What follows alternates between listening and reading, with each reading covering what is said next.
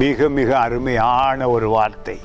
நேற்றைய தினம் முதல் வசனம், இந்த நாளில் இரண்டாவது வசனம் உள்ளத்தை தோடும், அசைக்கும், ஆசீர்வாதம் உண்டாகும்.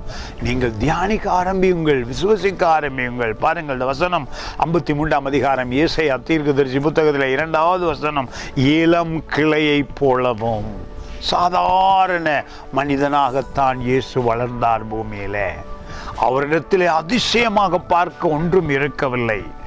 ஆனால் உங்களுக்காக, எனக்காக அவருக்குள் எல்லா பாவ சாபம் வேதனை சென்று வியாதிகள் சென்றதினாலே நீங்களும் நானும் அதிசயமாக விடுவிக்கப்படுகிறோம். அதுதான் அதிசயம்.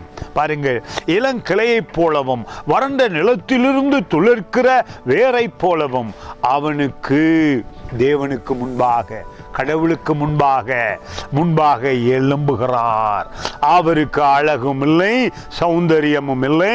அவரை பார்க்கும்போது நாம் அவரை விரும்பத்தக்க ரூபம் அவருக்கு இல்லாது இருந்தது. சாதாரணமான ஒரு கிளையை போல, ஒரு கன்றை போல, ஒரு பிளான்ட்டை போல இயேசு கிறிஸ்து பூமியிலே வளரும் பொழுது பரலோகத்தினுடைய கண், தேவனுடைய கண் அவர் மேல் பட்டது. தேவனே பூமியில் வந்து பிறந்தார்.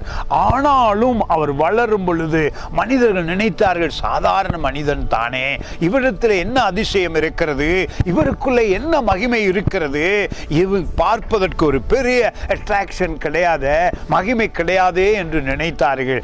அதுதான் இந்த காலத்தில் அதிசயமாக மறித்து உயிர்த்த அற்புதரை இந்த இடத்திலே எழுதப்பட்டிருக்கிறது. யாரும் நினைக்கவில்லை இவர் தேவனாய் இருந்து செய்த காரியங்கள் எல்லாம் நமக்கு, எங்களுக்கு என்று நினைக்கவில்லை. யாரும் நினைத்தார்கள் அவர் ஏதோ பாவம் செய்து துன்பப்படுகிறார் பூமியிலே என்று நினைத்தார்கள். ஆனால் நீங்களும் நானும், அவர் தேவன் எனக்காக பாடு அனுபவித்ததினாலே, எனக்காக கஷ்டப்பட்டதினாலே நான் அதிசயமாக விடுவிக்கப்படுகிறேன் என்று விசுவசிக்கிறோம். God bless you.